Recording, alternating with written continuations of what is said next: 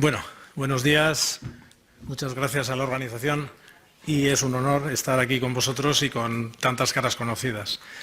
Lo que me toca presentar es la tercera de las ponencias. Una pena no haber sido 4, pero por problemas de familia no pudo venir Domingo Orozco, ¿no? Entonces, es una parte más, diríamos, de la idea que está puesta en la mesa de poder responder a la pregunta de que es el aforismo de Goldratt, de dime cómo me miden y te diré cómo me comporto, ¿no?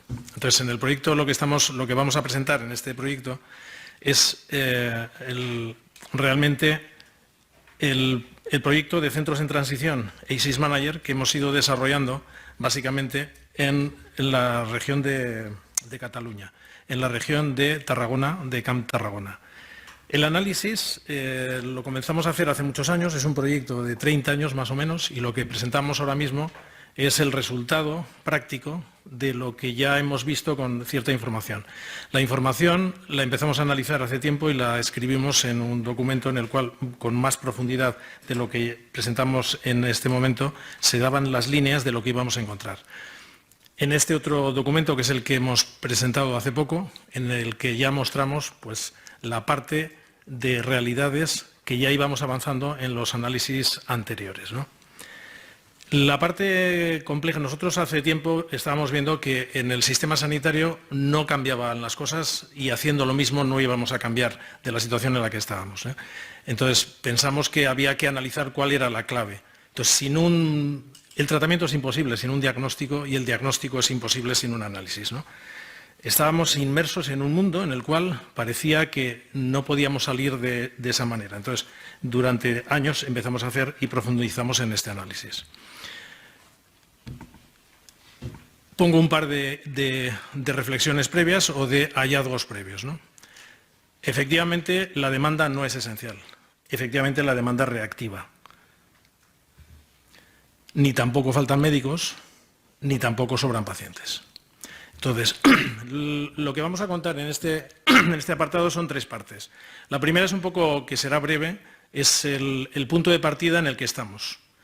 La segunda parte será los resultados del propio proyecto y la tercera parte serán las conclusiones para compartirlas con vosotros, para ver que son conclusiones de acción, porque en realidad son planes de acción lo que se han planteado para hacer una transformación de la atención primaria, ¿no? Hay una resistencia, hay una sensación en el título que le damos al final al libro, que es A este lado del espejo, se hace un poco en la figura de que durante años hemos estado mirándonos en un reflejo alterado, un reflejo deformado, como si fuese un reflejo de un espejo de feria, ¿no?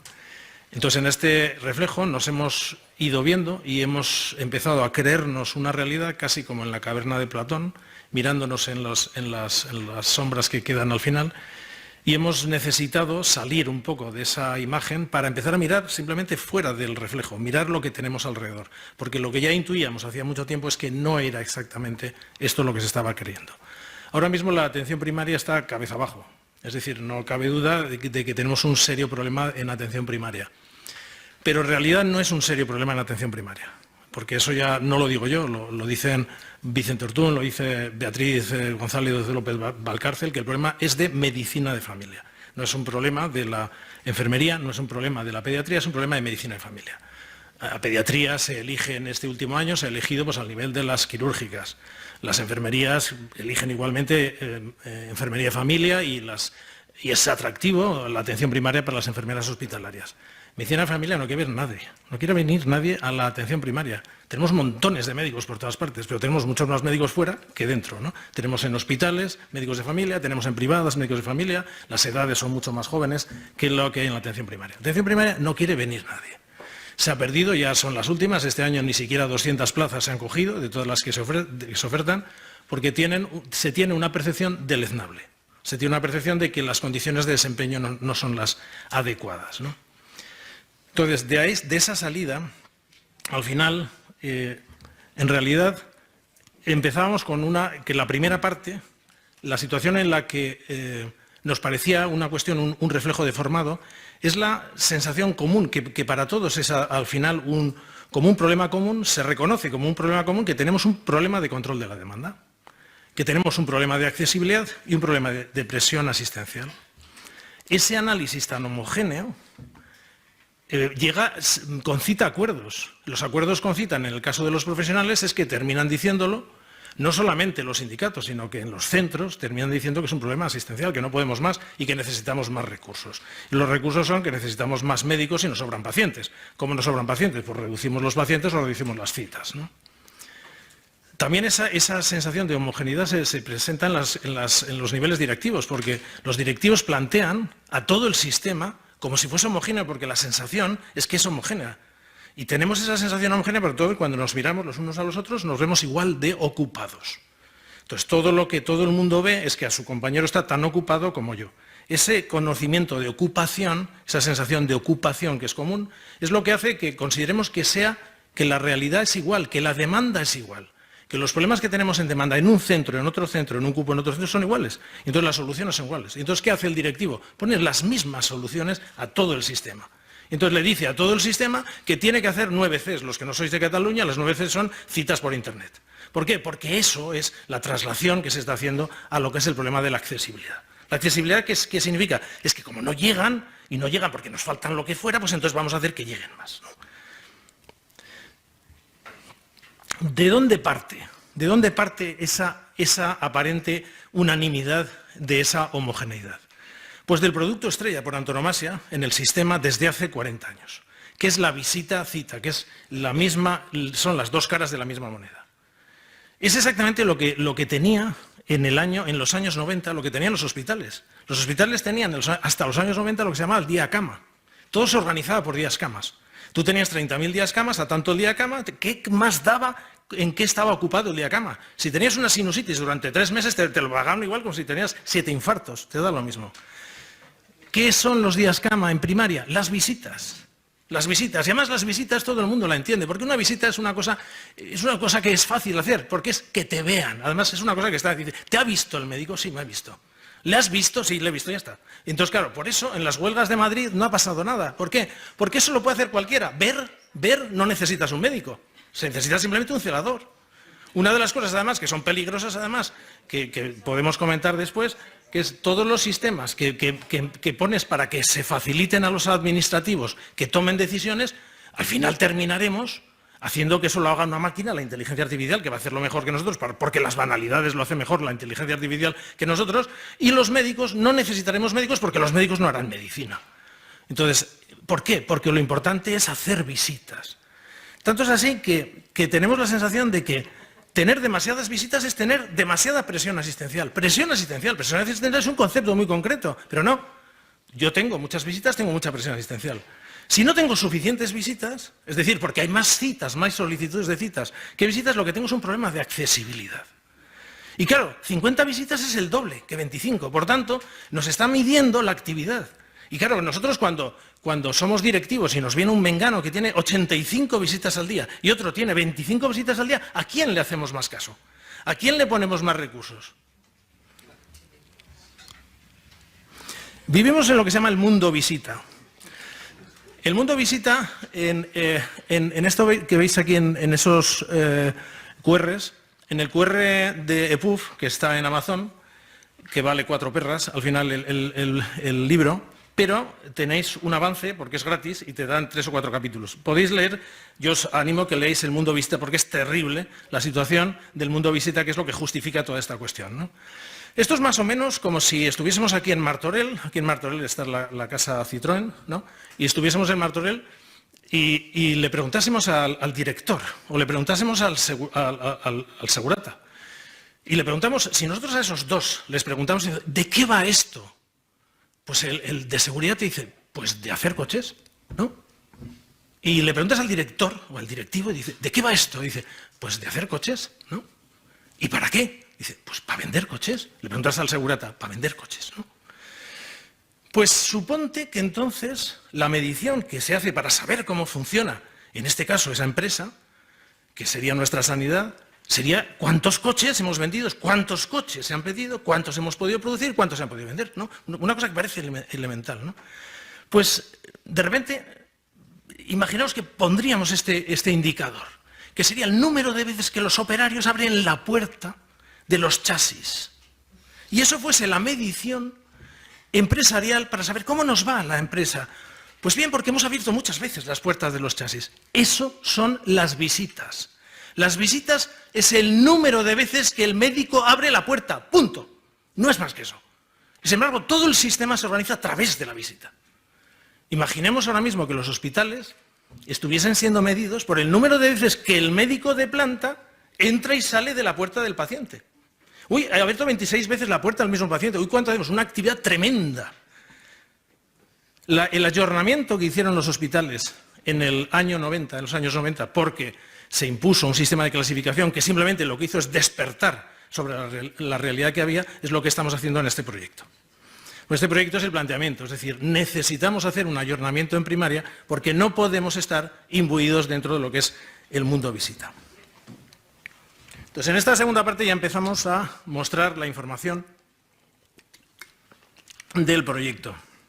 Este proyecto lo hemos desarrollado en la región sanitaria de Camp Tarragona con lo mejor que hubiera uno podido desear, porque siempre hubiéramos deseado poder hacer las comparaciones de qué pasaría si en España todos fueran laborales o en vez de ser estatutarios o funcionarios, o qué pasaría si fuesen sociedades profesionales como son las EVAs. Pues en este proyecto hemos tenido la fortuna de tener todas esas organizaciones, con lo cual hemos podido ver los impactos que tiene el tener un volumen diferente de población, tener un volumen distinto, unas competencias distintas de responsabilidad financiera y unas capacidades distintas de organización. ¿Cómo hemos llegado de alguna manera a esta conciencia, ¿no? A la conciencia de la que venimos, de la que partimos? De dos partes. Una ha sido que la visita, que es la unidad base, por tanto es el indicador más importante para medir la actividad, la presión asistencial y la accesibilidad. Y luego el sofisma de que las mediciones parciales, en base a indicadores o diferentes indicadores, son representativas de la realidad. Y esto lo hemos hecho sin modelos de datos centrados en el episodio o con muchas debilidades en modelos de datos centrados en el episodio de atención y con clasificaciones absolutamente inadecuadas. En parte lo que estaba comentando antes mi anterior presentador, que nos estaba diciendo que no se hace la pregunta previa. Es decir, pero ¿cómo demonios podemos tener en atención primaria una cosa que es una clasificación que proviene al final, que es la CIE-10CM, que es un tesauro de casuística, de tasación de siniestro sanitario para una mutua americana y lo aplico en primaria? Es decir, lógicamente, cuando yo me pego un leñazo con el coche, me va a decir la mutua, ¿y va usted con cinturón? Ah, si va en cinturón, casuística 2. Sin cinturón, y va a la derecha, me va a decir, el faro lo tenía encendido, lo tenía apagado. Pues eso es lo mismo cuando viene un diabético en estos momentos. Porque hay 644 maneras de llamar a un diabético. Lógicamente, el diabético se puede caer de muchas formas y tener, pero el diabético en atención primaria es uno, y nunca más siga siendo diabético durante 25 años. Sin embargo, el modelo impone, sin que haya nadie pensado en esto en España, impone una clasificación que no es una clasificación, es un tesauro. Resulta que hay una cosa que se llama clasificación, ahí va la palabra clasificación, internacional, coño, internacional, ¿será que es un estándar? De atención primaria, coño, de atención primaria, CIAP. Joder, ¿y por qué no ponemos esa clasificación en atención primaria, que es la adecuada? ¿Por qué estamos midiendo el funcionamiento de Martorell por el número de veces que aprieto un tornillo, por el número de veces que abro la puerta? Pues esto es la sanidad, esto es la atención primaria. Y con eso pretendemos tomar decisiones. Sin diagnóstico no hay tratamiento, pero sin análisis no hay diagnóstico. La visita no es la unidad de actividad. A estos dos cupos salen más guapos, evidentemente, el que tiene 19 que el que tiene 7, porque ya estamos diciendo lo de antes, la accesibilidad. Claro, lo lógico es medirlo así, que son las problemáticas que están haciendo cada uno de ellos, qué es lo que tiene dentro, qué es lo que hace el hospital hace 30 años diciendo vamos a medir exactamente lo que hace. Y más aún si lo medimos por unidades relativas de complejidad para poder comparar la información de uno y de otro. La unidad de actividad es el episodio de atención. El episodio de atención es el coche. no el número de veces de capas de pintura que hago en el coche. Nosotros estamos midiendo constantemente las veces que hacemos objetos clínicos alrededor, pero no sabemos ni siquiera sabemos cuántos pedidos. La pregunta que les hacemos a los profesionales de este proyecto es ¿cuál es, en el fondo, la cartera de pedidos sanitarios que tienes? Ni idea, ni idea. Pero tú, ¿qué estás trabajando? ¿Como una privada o como una pública? Si es una privada, lo que entre está claro. Pero si es una pública, se supone que tú tienes unas necesidades sanitarias existentes en tu población. Tendrás que saber las que hay para poder saber las que atiendes y podrás entonces saber de qué va la cuestión. Pues no, ni siquiera los softwares consideran que esto es importante. Y tenemos software en que ni siquiera en España tienen episodio. Tenemos WORS. Muy bien, son sistemas que gestionan eventos sanitarios. Muy bien, hacen la receta para allí, el no sé qué para allá, el no sé qué para allá. Y luego la pregunta, ¿y usted qué hace? Yo qué sé. Porque solamente sé que hago tornillos para arriba, tornillos para abajo. Y luego meter el episodio de atención obligatorio, como es uno de los planteamientos que hacemos aquí en Camp Tarragona, que tiene que ser obligatorio en el ECAP. No sé, ¿cómo que no sé? ¿Cómo que no sé? ¿Cómo vas a saber cuántos coches tienes? Al final es una cuestión que no hay que ni preguntar. Pues tenemos dudas todavía 40 años después de esta cuestión. En realidad, la verdadera unidad de actividad ni siquiera es el episodio. Porque claro, si nosotros tiramos de la información de lo que nos dan los sistemas de clasificación, todo lo tiramos de códigos. Pero es una información que es inmanejable. Porque claro, cuando tú llegas al profesional y vas a hacer una evaluación comparativa, porque lo peor que tiene un profesional es verse contra otro o con otro, al final le dices, oye, no me gusta la información que yo estoy haciendo. No me gusta la información que a mí me dan. Pero desde luego cuando veo la información del vecino digo, ni por el forro. ¿Cómo va a ser peor? ¿Cómo va a ser yo peor que este que yo tengo, además los míos, que son los calvos, los viejos, los sordos, ¿no? Entonces, el concepto de mi población es especial es crítica. Y en este proyecto, hace 30 años, cuando empezamos con esta cuestión, dijimos, un sistema que sea un lenguaje de comunicación entre directivos y profesionales tiene que ser sensible, valioso y fiable. ¿Sensible qué significa? Que mi población es especial. Por supuesto. Entonces, o todos están equivocados o tienen razón. Nosotros dijimos, pues todos tienen razón. Entonces empezamos con 28 factores, tenemos 98 factores, pero uno de los más importantes son los factores epidemiológicos. Epidemiológicos. No es lo mismo un catarro, que es el mismo catarro, en un niño de 0 años, que un catarro en un niño sano, que en un catarro con una fibrosis quística. No es lo mismo un catarro en un sano adulto que en un tipo que tiene un aneo. Lo que hacemos con ISIS Manager entonces es precisamente generamos lo que se llama el episodio modulado. El episodio modulado no coge el código, sino coge el código y toda la parafernalia de códigos que hay detrás para decir, este es un problema X y este problema tiene esa unidad relativa de valor de la flecha que tiene 22, 5, 6, 7. El margen que hay entre valores va desde 3 hasta 72. Fijaros, lógicamente, en esto que antes estábamos viendo, qué diferencias ya podemos entonces interpretar de claves de comportamiento y actividad. Porque ya no solamente son que yo hago, pues que yo hago 100 episodios, claro, es mejor, tú haces 100 mocos, ¿no? Y tú haces 100 episodios y dices, haces 50 terminales, es que no es lo mismo, al final la cuestión. Entonces, claro, en el proyecto para poder hablar a profesionales, porque el planteamiento que hacíamos es que todos los sistemas, llevamos 40 años dando información a porrillo y no ha cambiado nada los comportamientos, seguimos haciendo lo mismo que hacíamos hace 40 años. ¿Eso qué quiere decir? Que el impacto que tiene nuestra información es mínima. Porque no estamos hablando en el mismo lenguaje del profesional. El profesional lo que hace es borra rápidamente, cuando empezamos a hablar los gestores, gerentes y tal, borra, y dice, este que pamplinas, otro nuevo, otra invención nueva, a ver qué ocurrencia tiene este año, ¿no? Y entonces, eso es lo que estamos viendo con los conjuntos y entonces, ¿cuál era el planteamiento? ¿No? Tenemos que modificar los comportamientos. Entonces, para hablar con los profesionales tenemos que hablar con lenguajes clínicos y esto era una de las claves que había.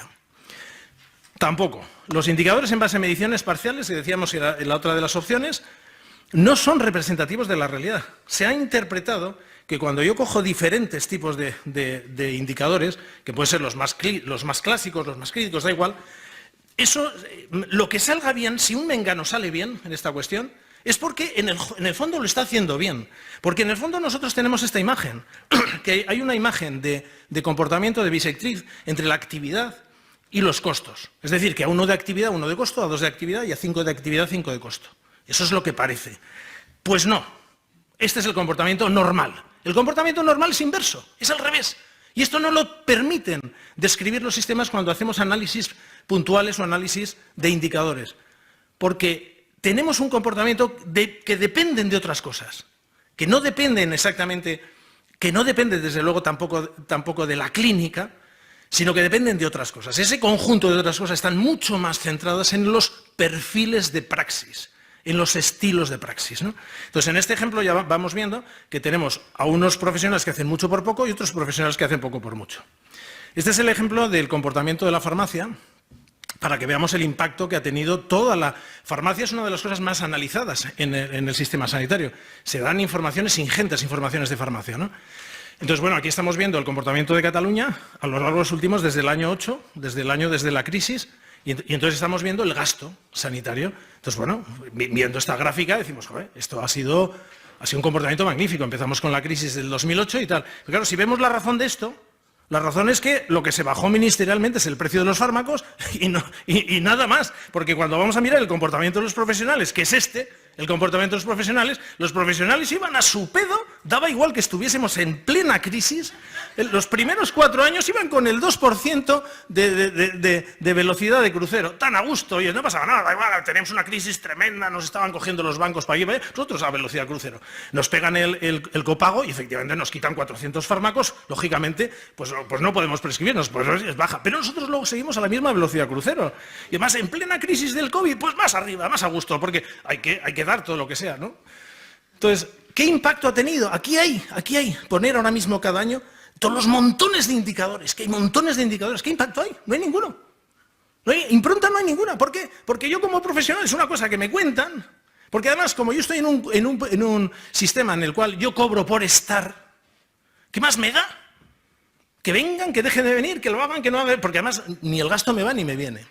Entonces, claro, jugamos en dos divisiones en las cuales los directivos estamos en un lenguaje y los indios en otro lenguaje. En este planteamiento planteábamos, necesitamos un lenguaje común, que pudiéramos hablar los unos a los otros, y esto es el proyecto. Cuando no podemos, y además lo más importante es que no podemos interpretar esta información, porque nosotros con esto generamos juicios de valor. Les estamos diciendo no solamente juicios, sino lo estamos diciendo poniendo un ranking y además haciendo juicios de valor sobre nuestros profesionales y les ponemos además perrillas, aunque sean cuatro perrillas. Lo que te revienta no es que te den 4 perrillas, sino que te den menos perrillas que el de al lado, ¿no? Te dan solo 600 euros, pero te revienta extraordinariamente que el otro le den 610. Joder, ¿no? Por la cuestión. Entonces, entonces aquí ponemos en el libro, publicamos un caso que es un caso real, el nombre es falso, pues se llama el caso del doctor Malespina, en el cual se puede ver precisamente lo duro, lo injusto que es el uso de las mediciones parciales. Las mediciones parciales o segregadas. Entonces aquí tenemos 10 indicadores por orden de precisión y por orden de incertidumbre. Entonces empezamos con la básica. Esto es el caso real, es el caso real de un profesional que está considerado por esa dirección como un profesional complicadito, ¿no? Que tiene un gasto tope, ¿no? Tiene 600 y pico mil euros de gasto de farmacia y es un tipo complicadito, ¿no? Y además el individuo de por sí ya es áspero, no es fácil de hablar con él, ¿no? Entonces, bueno, pues entonces, claro, ¿qué es lo que sale? Nos sale en el percentil de lo peor, está el percentil 99, ¿no? Y con esto empezamos a generar, este es el monto total, pero claro, decimos, no, vamos a aquilatarlo. Entonces hacemos el aquilatado y lo hacemos en quién. Pues lo hacemos por la población adscrita. Y ya nos sale que sigue estando, ahora se confirma efectivamente que está en un percentil 90, es un tipo gastador, ¿no? Nosotros estamos diciendo. Pero lo vamos a hacer entonces, el tío se queja, dice, hombre, es que no es lo mismo la población eso que la atendida. Claro, efectivamente, población atendida, los DHDs, no sé cuántas cosas más. Entonces, efectivamente y vuelve a seguir saliendo un tipo gastador, ¿no? Bueno, pero tenemos el producto estrella, que el producto estrella es el IQF. El IQF aquí es el índice de calidad farmacéutico, que es un indicador tremendo, elaboradísimo, profundísimo, con un montón de indicadores que nos dicen todas las cosas que pueden ser buenas o malas. En realidad es uso racional del medicamento, que es un barato partido por caro y no más. Pero con esto nosotros generamos es muy importante, además hay mucho dinero detrás, porque se incentiva mucho. Entonces va de 0 puntos a 100 o 102. Entonces, si eres un tipo de 100 es que has cumplido todo. Si eres un tipo que ha hecho solamente 10, pues este sale con un 19. Está en un percentil bajísimo, en rojo, entonces se confirma efectivamente que este tipo es un gastador y es un tío no colaborador, ¿no? Porque realmente, ¿no? Claro, Entonces entramos nosotros y decimos, no está muy claro, habría que ampliar los focos de medida y empezamos, bueno, en este caso, fijaros, estos son los datos del IQF. Entonces, en el IQF, ¿qué ocurre? Joder, cuando medimos los datos del IQF sobre la desviación del gasto respecto, cuando nosotros hacemos el cálculo, lo hacemos sobre toda la actividad en unidades relativas de complejidad y según eso, según la complejidad, le ponemos el presupuesto y se ven las diferencias. ¿Qué ocurre? Que los que lo hacen bastante bien parece que tienen una relación positiva, pero los que lo hacen bastante fatal pues tienen otra relación similar. Y veis las enormes dispersiones que tienen. Cuando miramos su relación con la tasa de oferta, que ahora entenderéis lo que es, pues vemos que tiene casi una recta de regresión cero. Cuando lo miramos con la tasa de rentabilidad social, que ahora veréis lo que es, recta de regresión cero, y cuando lo miramos con la complejidad atendida, recta de regresión cero. Es decir, es un indicador que está generando juicios de valor, pero no está sabiendo identificar. Damos el siguiente paso y entonces lo hacemos ya con población ponderada. En este caso, que esto también lo puede hacer el sistema, pues con la población ponderada por razones socio-geodemográficas y tal. Entonces de repente este mengano ya ha desaparecido de la zona roja y ha empezado a ser un individuo que está casi en zonas medias. Si hubiésemos empezado por ahí, a este mengano no le hubiéramos dado 15 años de suplicio y que es un tío hosco porque se separa porque le hemos considerado el rarito al final, ¿no? Pues resulta que no era tan rarito, era bastante valor medio, bastante normal. ¿Qué ocurre si empezamos a medirlo con la actividad, con la epidemiología que está haciendo? Cuando lo cruzamos ya con la epidemiología, resulta que este mengano, el doctor Malaspina, ya empieza a estar mejor que la media, ya está en un 45, ya está en un percentil 45. Si hubiéramos empezado por aquí, esto hubiese sido considerado desde hace muchos años como un profesional medio, tirando para bien. Si vamos más abajo, porque vamos aumentando la precisión y vamos reduciendo la incertidumbre, lo decimos por las unidades relativas de complejidad, resulta que el tío está en las áreas azules, es de los mejores profesionales. Si además lo hacemos con la desviación del gasto en este sentido, resulta que siendo uno de los que más gastan es de los que más ahorran, ahorro dinero real, son 78.000 euros. Si lo hacemos en el porcentaje, ya veis que está ya en colores verdes. Si ya mezclamos, que esto fue el colmo, ya mezclamos con la actividad que tiene, resulta que era el mejor de la organización. Resulta que el peor considerado durante años, porque estábamos utilizando los indicadores parciales y no podemos utilizar indicadores parciales. Tenemos que utilizar indicadores globales, 100% de la actividad, 100% de los consumos. El objeto de negocio no es la visita, es la necesidad sanitaria existente, en base epidemiológica y poblacional, la real. Esto que es una solemne tontería, porque es como preguntarle al segurata y al director general, ¿de qué va esto? De hacer coches. Esto, de las 1.000 personas que con relación directa hemos tenido en este proyecto, 1.000 personas, ni una ha acertado el para qué estamos en el sistema sanitario. Ni una. Todas las posibilidades que hay aquí combinatorias, todas, pues imaginaros las 1.000 combinaciones, ni una. Es decir, no se sabe para qué estamos en el sistema sanitario. ¿Cómo te vas a poner de acuerdo en claves de organización? La meta de resolver el mayor número de necesidades sanitarias existentes en base epidemiológica y poblacional de la forma equitativa y sostenible no es opinable. ¿Y no es opinable por qué? Porque estás en un sistema sanitario que existe porque hay problemas. ¿Y para qué? Para resolverlos. Y se ha acabado. Y no para otra cosa, no para entretenerlos, conciliarlos, en fin, lo que tenemos, asistirlos, controlarlos. Entonces, claro, el proyecto empezamos con esta clave. El proyecto es esto. El proyecto es esta imagen, es el proyecto. Es decir, trabajamos contra una necesidad sanitaria existente que se la predefinimos al individuo con su pirámide poblacional que cambia cada mes. Y con su pirámide poblacional, al profesional le van diciendo, pues mire usted tiene 15.612 necesidades. Lo que haga es otra cosa. Claro, ¿qué hemos hecho? Que le llamábamos nosotros la actividad a lo que hacemos y lo que hago partido por lo que hago es bueno. Es decir, tenemos un profesional que hace 2 partido por 2, cuando le preguntas, ¿y tú qué tal? Yo bien. Claro. Y dice, y otro hace 200 partido por 200, ¿y tú qué tal? Yo bien, porque claro, 200 por 200 y 2 partido por 2 dan 1 siempre. Entonces, claro, necesitas saber la E, porque si no a la pregunta de ¿qué estás haciendo? No tienes respuesta. Porque es una tasa, no es un entero. Y hablamos de la real, de la epidemiológica, no de la percibida. Esto es el diagrama de Jenisek, que esto fue tremendo, a mí me costó una década entenderlo porque no lo podíamos ver en España, Pero claro, nos presentaba esa bola amarilla. La bola gorda es la necesidad real, la diagnosticable del medio, diagnosticada, la percibida, que es la que se obtiene por encuestas de salud. Y aparecía una que era la amarilla, que yo no entendía nada, ¿y qué demonios es esto? Entonces es la percibida por el entorno. Yo no la pude entender hasta los años 90 porque en España no había. Los americanos, los canadienses la mostraban, pero yo no entendía. Es lo del chiste del hijo del esquimal en el iglú. Papá, ¿qué es una esquina? Pues no lo pillas. Pues a mí me pasaba lo mismo. No pillaba nada. ¿Qué es esto? Entonces, ¿qué era? Lo empezamos a percibir a partir de los años 90. Entonces, los años 90 lo percibimos, ¿por qué? Porque el exceso de oferta genera demanda. Y esto es lo que empezó a llamarse la no enfermedad. En estos momentos es brutal, brutal. En un análisis hecho en el año 2000, publicado en el año 2010, del año 2000, se nos dice que en Estados Unidos se gastan 50.000, más o menos, 50.000 millones para la cardiovascular, unos 40.000 millones para el cáncer y 77.000 millones para la no enfermedad. Nosotros andamos por ahí. El Cristo que tenemos nosotros ahora mismo en el sistema sanitario es que la solicitud de cita, esa cosa tan maravillosa, tan mágica y tan moneda tremenda, la solicitud de cita, un porcentaje nada despreciable, son naderías y banalidades. ¿Cómo se defiende el sistema esto?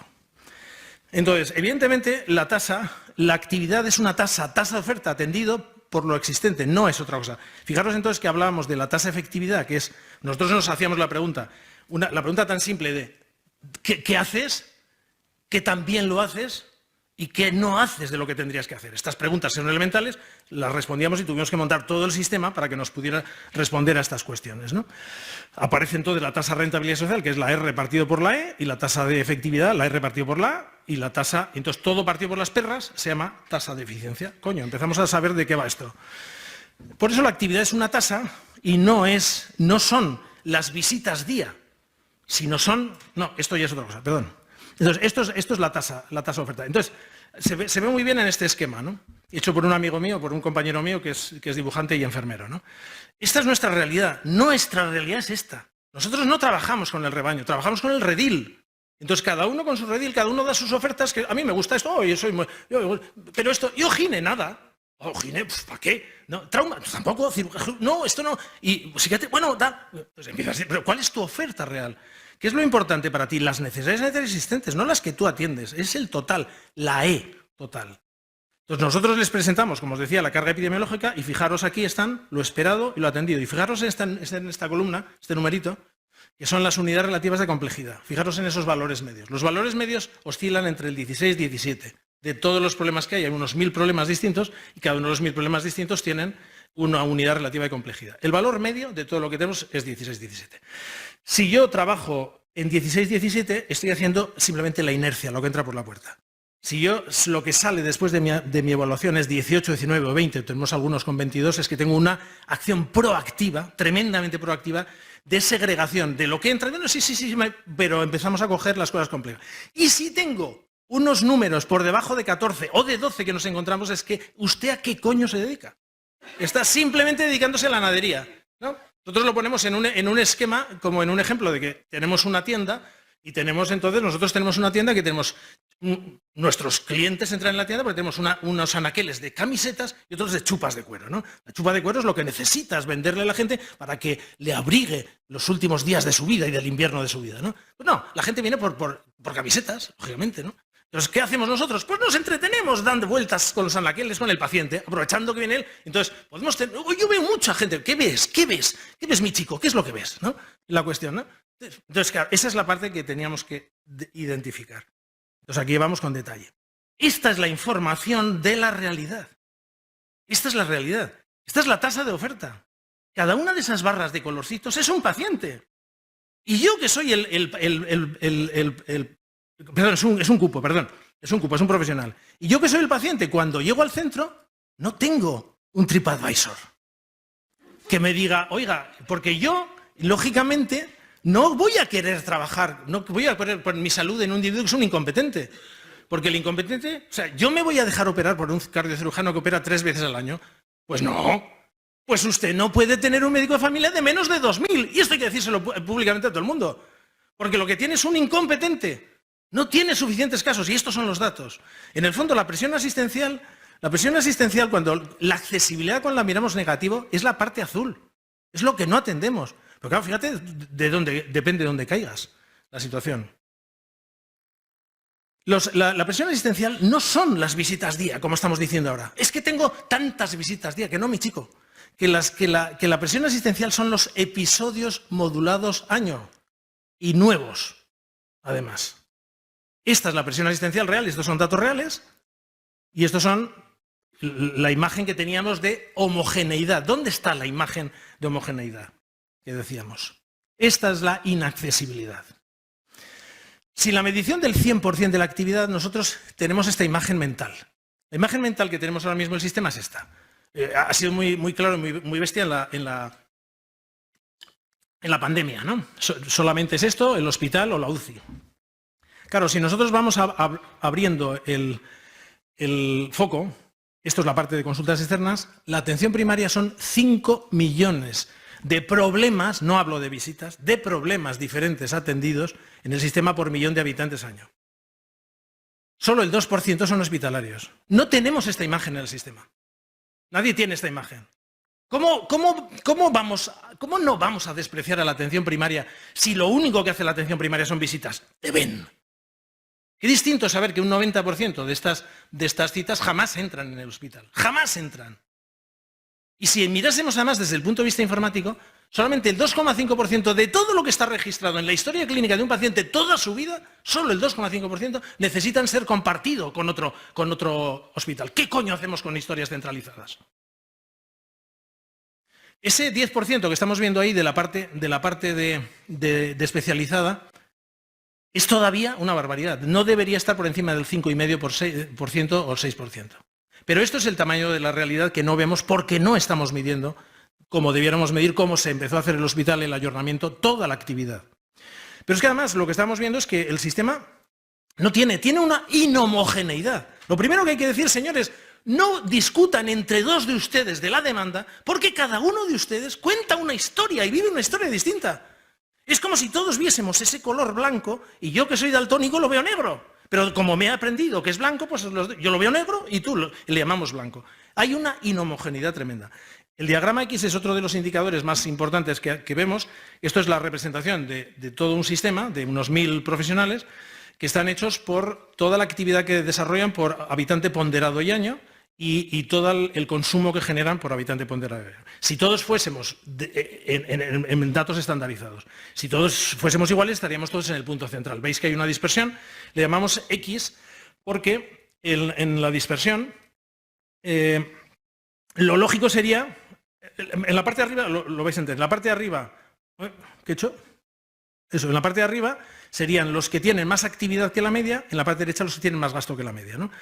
Entonces, lo suyo sería esperar que la cosa fuese del C al B, menos por menos por más. Pues no, hay una relación de cuartos, que tenemos un 25% de profesionales que hacen mucha actividad por poca, otros que hacen mucha por mucha, otros que hacen poca por poca y otros que hacen poca por mucha, ¿no? Que son estos nuestros, con unas diferencias de extremos del 800% en efectividad-costo y de volumen medio de todo ese grupo del 350%. Estos son nuestros diferentes tipos de profesionales.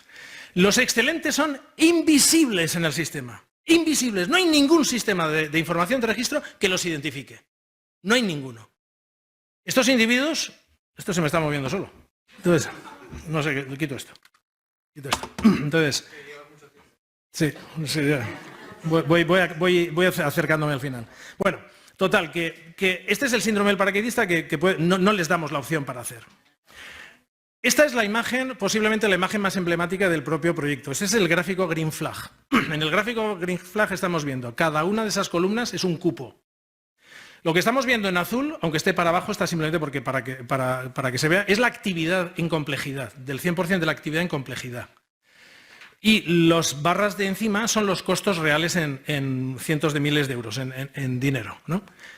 Fijaros lo que ocurre. Esto es la realidad del sistema. No hay homogeneidad. El sistema está basado en la inequidad. En la inequidad. Es decir, yo entro donde entro, en unos tengo unas posibilidades enormes de ser atendido por muchos problemas y en otros tengo unas posibilidades bajísimas. Esto no quiere decir nada con la ocupación, porque todos están igual de ocupados. Lo que pasa es que uno puede estar ocupado con el mismo paciente todos los días y otro puede estar ocupado cada vez un paciente nuevo. Pero como medimos ocupación, fijaros otra de las cosas más gordas que se dan en esta cuestión. Veis que la barra azul, que es actividad, se afina a la derecha. La barra de arriba, que es la naranja, es farmacia. Está idéntica. Es igual. La farmacia no tiene nada que ver con la actividad, otro sofisma. Tiene que ver con la ocupación. ¡Con la ocupación! Si ya a mí me entran 35 pacientes por naderías, el 80% salen con cheque regalo.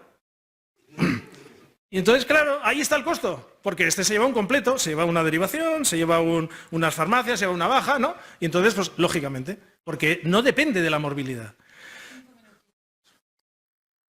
Vale. Y fijaros en la parte negra del asunto. Te voy a pedir 5 más. Sí. Me vais a pedir. Luego me quitáis tiempo de discusión.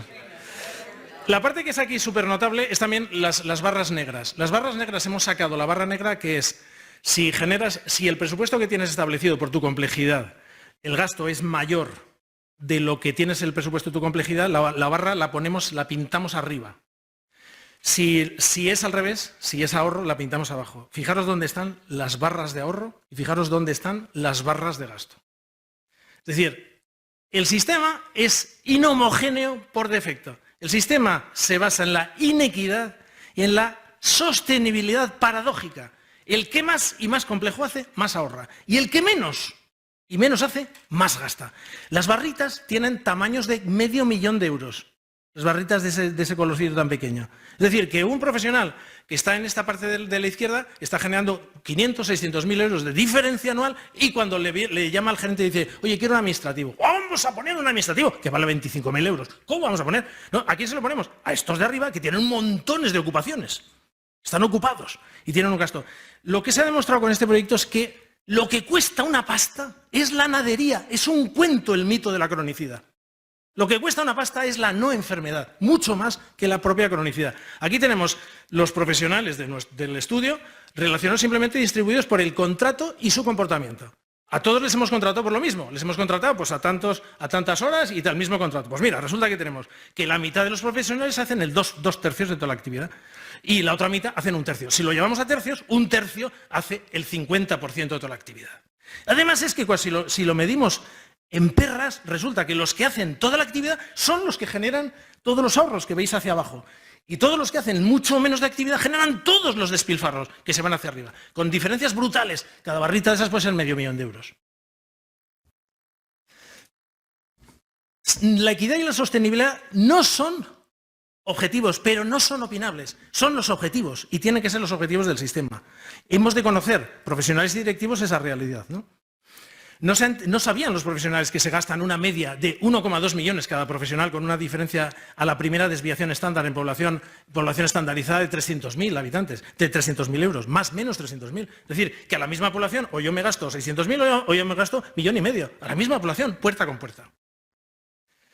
No existe el peso poblacional. El peso poblacional apenas es trascendente. De todos los pesos que hay al final en los comportamientos, la clave es el comportamiento, más que el peso profesional. Aquí es un ejemplo muy claro sobre un caso, como tantos que podemos sacar, de la misma población. La misma población con el cupo A y el cupo B. Ponemos un profesional, que es el profesional azul, y el profesional azul hace 9.000 y pico episodios. Y se gasta 300 y pico mil euros. Cambiamos ese profesional y al año después, ¿qué tenemos? Un profesional que hace lo lógico, pues un 23% más, 6.000 y pico, y se gasta un pastizal más, efectivamente un 56% más. Este es el comportamiento normal. Es la misma población. La misma población. Cuando decimos de población especial, sí, pesa más o menos un 10%. Los otros factores son mucho más importantes. Por tanto, no tenemos futuro en el perfilado de pacientes, que han sido tantas clasificaciones. Lo que hay que perfilar son profesionales. Y de esto va este proyecto. Y el tamaño sí que importa, pero al revés. O sea, al revés, como debiera importar, pero... Sanitariamente se decía que al revés. Aquí es el ejemplo más claro en el cual Antes habéis visto lo que era el índice de complejidad, que el índice de complejidad que os decía esos valores 16, 17 es la complejidad media. Hay un índice que es el ratio de complejidad atendida, ratio de competencia aplicada, el ratio de competencia aplicada, que es la división del índice de complejidad que tienes que has conseguido tú, que has atendido, y con el que tienes de origen, ¿no? El índice atendido y el esperado. Entonces, si estás en 1, es que haces lo mismo que lo que te entra. Si estás en 1,2 es que haces más complicado de lo que te entra. Y si haces en 0,8 es que haces menos complicado, ¿no? Pues fijaros cómo es la curva dependiendo del tamaño de la población del cupo. El cupo, cuando crece, que crecen a la derecha, son los cupos que tienen hasta más de 2.400 personas, los de 2.000 a 2.400, los de 1.600 a 2.000, abajo los de 400, los de 400 y pico. Fijaros lo que ocurre. Que la competencia, la complejidad, es decir, tengo el doble de tiempo. Tener 500 pacientes es tener 4 veces más tiempo que el que tiene 2.000. Pues resulta que no solamente no aumenta tu complejidad, sino se hunde la complejidad, se disparan los gastos. Todo es en base a tu incompetencia, porque te vas haciendo incompetente, no tienes al final casos años. Por tanto, una de las cosas que son de carácter estratégico es que lo que se hizo en la última huelga es lo mejor que se ha hecho, es decir, empezar a pagar por tener pacientes, porque esa es la clave. Porque si lo que haces es pagar por estar, lo que no quiero es tener pacientes, lógicamente, y por eso quiero menos. Aquí se ve muy claramente lo que es el efecto arrastre, el hecho de tener, al final, los cupos pequeños. Cuanto más pequeños son los cupos, menos complejidad media estoy atendiendo. En la sostenibilidad y la eficiencia también al revés de lo creído. Aquí aumenta la población ponderada, la línea azul, veis que va aumentando la población, los profesionales que tienen cada vez más población ponderada, ¿y qué pasa con el gasto, la desviación del gasto? No varía. No existe ese planteamiento que dice va a arrastrar el gasto, no varía. El mito de la cronicidad nos hace lo mismo, es decir, aquí estamos con las unidades relativas de complejidad. Cuanto más complejidad tenemos, resulta que baja más el gasto. O sea, atendemos muchos más problemas, son mucho más complicados y hacemos mucho menos gasto. Aumenta la competencia. Esto es lo que antes os había comentado. Lo mismo ocurre que en el índice de complejidad. Fijaros cuando ya lo llevamos al presupuesto. Cuando lo llevamos al presupuesto, en este proyecto, como hemos tenido precisamente todos los tipos de organización, resulta que lo que pesa casi al 50%, yo creo que pesa más, pero bueno, casi al 50%, las claves de condicionantes externos y los condicionantes internos. Los condicionantes externos son los condicionantes de tamaño y de claves de organización y de claves de capacidad de responsabilidad financiera. Entonces, las EVAs fundamentalmente, que son la parte de la derecha con algunos de los profesionales que también están en esa parte de la derecha de las otras organizaciones, tienen este comportamiento. Para llegar a la misma, es decir, vamos a ver cuánto conseguimos llegar a un estándar, a un N estándar, 200.000 unidades relativas de complejidad. Pues para hacer eso, en estas organizaciones en las cuales tienen los comportamientos de responsabilidad financiera y tienen al final autonomía de organización y de gestión, resulta que se hace por un precio muchísimo más bajo, con unos superávits de 700.000 euros aproximadamente y por 1,85 personas. Mientras que en las otras organizaciones, que son tendentes con cupos más pequeños y tendentes más al modelo de yo te pago por estar, pues necesitamos 3 y pico, casi 4 personas para hacerlo y tenemos un gasto muchísimo más excesivo. Si simplemente extrapolásemos esta cuestión, nosotros no hemos de olvidar que somos depositarios y no propietarios del bien público. La contabilidad es obligatoria. Si esto nosotros lo aplicáramos en Cataluña, tendríamos un margen de 895 médicos. No faltan médicos, al final, ¿no? Son unos 1.500 millones de euros anuales de ahorro. Se puede triplicar todas las auxiliares y todas las administrativas. Se puede duplicar e incluso triplicar todas las enfermeras. Subirles el sueldo a todos los profesionales como si fuesen médicos europeos para que no se nos escapen, porque esto yo no lo digo, lo dice Vicente Ortún y lo dicen otros como diciendo hay que hacer una discriminación positiva en la atención primaria. Pues resulta que con todo y con esto nos gastaríamos una mierda de 600 millones de los 1.500 y nos sobrarían 900. Los estilos de praxis por encima de todo. O sea, a pesar de todo lo que hemos dicho, lo más importante son los estilos de praxis. ¿Y por qué los estilos de praxis? Porque nosotros no funcionamos en el modelo normal, en el modelo empresarial. El modelo empresarial es el de arriba, en el cual los que están en la parte de la punta, los jefes, tienen al final la máxima capacidad de influencia, el máximo poder. En el sistema sanitario se produce la biinversión de la pirámide de jerarquía-poder. Los que mandan son los chicos del boli. Y sin los chicos del boli esto no funciona. Por tanto, había que hacer que funcionase. Entonces, la clasificación de los episodios modulados se agrega en una clasificación de 7 grupos que permite, estos son estos 7 grupos, que permite perfilar de manera muy clara cuáles son los estilos de praxis. Poder ahora mismo saber cuál es mi estilo de praxis, que si lo llevamos a este esquema, en cada uno de esos estilos, tenemos esto, una especie de código de barras. Yo puedo saber de una tipología de problemas cuál es. Esto sería lo esperado, lo gris sería lo esperado, lo azul lo atendido y lo verde lo resuelto. Entonces yo estoy viendo en la tipología, que lo veo en los 24 modelos de comportamiento, en los 51 submodelos que hay, yo puedo ver aquí el perfil que tienen, estos son N profesionales. Y empiezo a saber de qué va esto. Y además hemos podido ya lograr cuáles son los mapas de relaciones, cuáles son los factores que están influyendo claramente y duramente sobre el resultado final. Ya sabemos cuáles pueden influir sobre la equidad y pueden influir sobre la sostenibilidad. Tanto es así que el modelo solamente, los techos asistenciales de esos modelos centrados en el médico-céntrico alcanzarían en una media de 275.000 unidades relativas de complejidad, una media simplemente de 60.000. Si metemos el rol auxiliar, que es lo que manejan muy bien las EVAs que organizan todos sus modelos de auxiliares y administrativos, llegaríamos a 150.000. Si metemos el rol enfermero, que es el que nos permite la potencia terapéutica, llegaremos a 225.000. Concluyendo, la visita no mide nada, más allá del número de veces que el médico abre la puerta en la consulta. La visita no puede medir, por tanto, actividad presión asistencial ni accesibilidad. La presión asistencial no son las visitas día, son los episodios modulados año, especialmente nuevos. La actividad no son las visitas, ni siquiera los episodios modulados. Es la tasa de oferta de las necesidades atendidas y resueltas. La accesibilidad en negativo no son las citas no visitadas, son las necesidades sanitarias existentes no atendidas. La demanda no es esencial, es profundamente reactiva, reactiva al estilo y al perfil de praxis profesional. No merece el que perfilemos pacientes, hay que centrarse en el perfilado profesional. La demanda no es homogénea, es profundamente inhomogénea. Lo que pasa es que el espejismo de la ocupación lo hace parecer que lo sea. No existe un sistema sanitario, existe un ecosistema de sistemas sanitarios, uno por profesional, basado en la inequidad y en la sostenibilidad paradójica, por el que más hace menos gasta y viceversa. Sin embargo, la equidad y sostenibilidad no son opinables, son la razón de la existencia del sistema. El objeto de nuestro negocio, no es la visita, es la necesidad sanitaria existente. Cuando le preguntamos al segurata hacer coches, ¿no?, en base epidemiológica y poblacional. Por tanto, no es la demandada expresada, sentida o percibida, y hay que hacer todos los sistemas para protegernos de esa parte. La necesidad de medir en episodios modulados y en URC, unidades relativas de complejidad, son consecuencia de la necesidad de medir el objetivo del sistema, que es resolver, porque sin ella es imposible medir la resolución.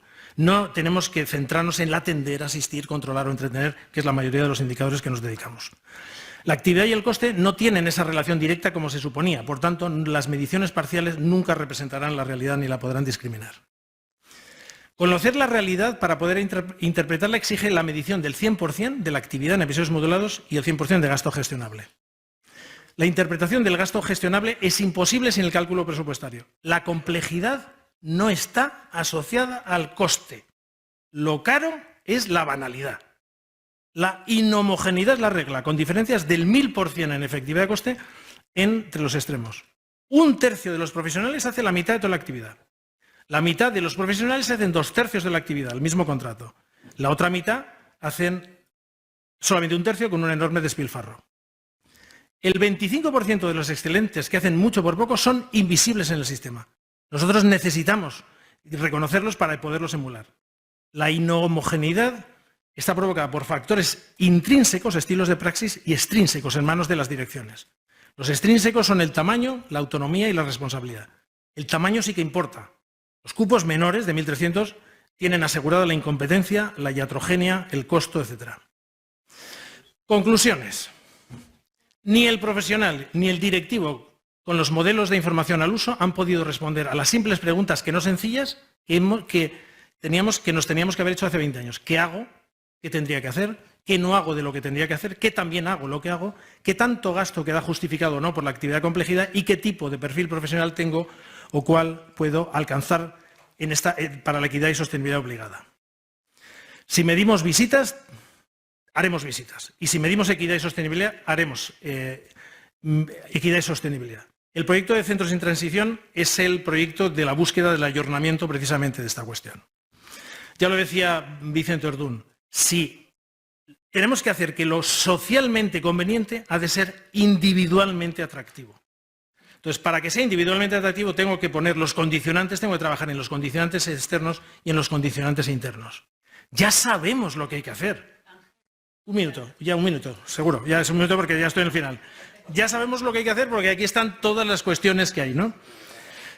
Y al final, si nosotros empezamos a medir esto, por el tonto el último, que es el dime cómo me mido, que es por donde empezaba esta sesión, dime cómo me mido y te diré cómo me comporto, pues funcionará. Llevo 44 años en el oficio, 30 años en este proyecto y me he cruzado con un montón de directivos que me han dicho, es fantástico lo que contáis, pero no es el momento, ¿no? Entonces, yo tengo que decir que en estos 44 años no he encontrado ese momento, esa epifanía, ese momento en que se abran las aguas para que puedas cruzar con el pie enjuto, nunca.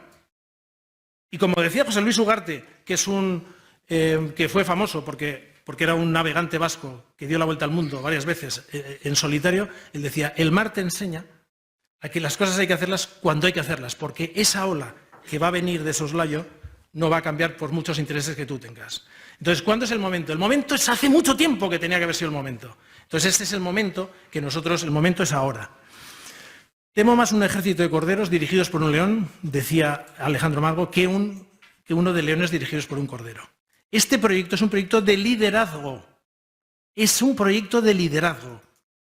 Entonces yo tengo que reconocer ahora mismo el valor que han tenido los líderes, gerentes y directores que las voy a nombrar, de l'ICS, de Camp Tarragona, de la Xarxa Tecla, de las EVAs Sarrià Valcarca de Barcelona, Alcover Muralles y Salud Sant Joan de Reus Baix-Camp, porque han sido los únicos que en todo este proyecto no han dicho en ningún momento no es el momento. Ya sé que la obediencia ayuda a pasar el día, pero el compromiso ayuda a pasar la noche. Tú verás.